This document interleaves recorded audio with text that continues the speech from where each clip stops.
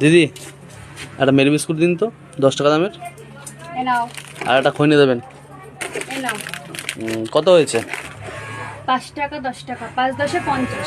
কি 50 টাকা। কি বলছেন দিদি? 50 টাকা কি করে হয়? এটার দাম কত? 5 টাকা, 10 এটার দাম কত? 10 টাকা, এটার দাম 5 টাকা, 5 10 এ 50। 5 10 50। ঠিক আছে ঠিক আছে, দাঁড়ান দাঁড়ান দাঁড়ান, আমি খনিটা নেব না। কত এবার কত দেবো?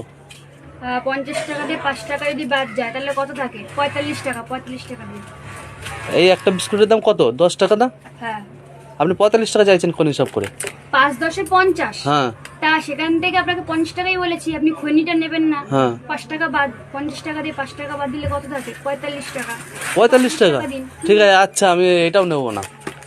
এটাও নেবেন না? হ্যাঁ এটা তাহলে ঠিক আছে, আপনি তাহলে আমাকে দেবেন 35 টাকা। কেন? ওটা 35 টাকা দেবো। এই তো 45 টাকা থেকে 10 টাকা বাদ দিলে হয় 3 এ 5 35।